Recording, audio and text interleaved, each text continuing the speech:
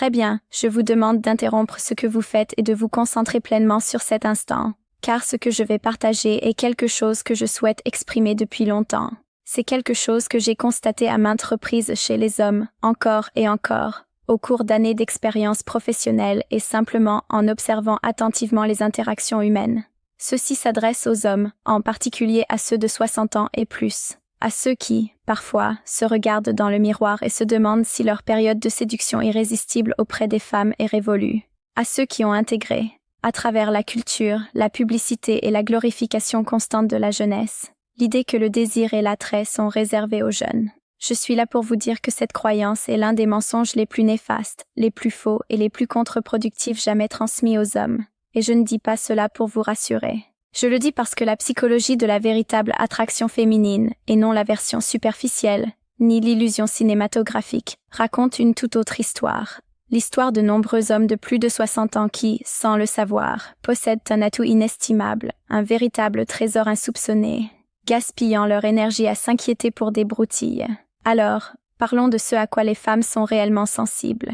Dépassons le brouhaha culturel et plongeons-nous dans la psychologie profonde, les vérités biologiques et émotionnelles qui expliquent pourquoi une femme ne se contente pas de remarquer un homme, mais se sent véritablement, presque involontairement, attirée par lui. Car je vous assure, ce n'est pas ce que la plupart des hommes imaginent, et une fois que vous commencerez à y voir clair, une fois que vous comprendrez ce que vous avez réellement et à quel point vous l'avez sous-exploité, tout changera.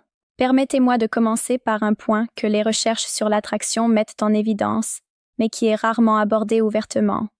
Les femmes ne sont pas attirées avant tout par l'apparence physique d'un homme. Cela peut paraître évident, mais réfléchissez-y bien.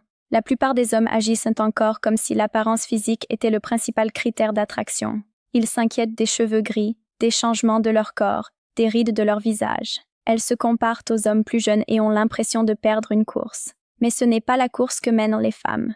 Ce qui les attire profondément, cette attirance durable, puissante et presque incontrôlable, est ancrée dans des qualités intérieures, des qualités quasiment impossibles à feindre et surtout, qui ont tendance à se renforcer avec l'âge chez les hommes qui se sont véritablement investis dans leur développement personnel.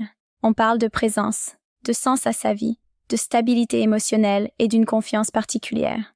Non pas celle qui découle de l'absence d'échec, mais celle qui naît de l'échec, de la reconstruction et d'une meilleure connaissance de soi. Ce ne sont pas des choses que l'on peut acheter ou simuler. Elles se gagnent à travers la vie. Un homme de plus de 60 ans qui a pleinement vécu, qui n'a pas simplement survolé la vie, qui a aimé, perdu, appris, construit, brisé et réfléchi, possède quelque chose de profondément attirant. Et pourtant, la plupart des hommes de son âge la laissent se perdre.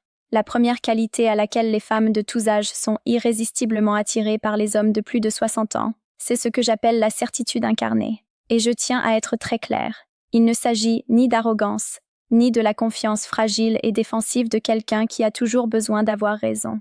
La certitude incarnée est plus discrète et bien plus puissante. C'est la présence ancrée d'un homme qui sait ce qu'il croit, ce à quoi il tient, ce qu'il tolère et ce qu'il ne tolère pas, et qui porte cette conviction naturellement, sans avoir besoin de le prouver.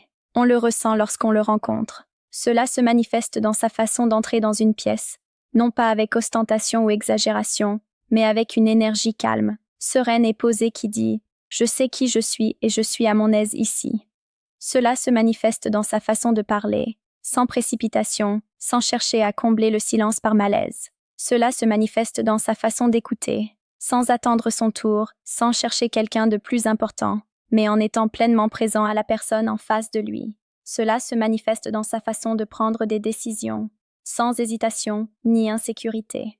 D'un point de vue neurobiologique, cette assurance rassurante a un réel impact sur le système nerveux d'une femme.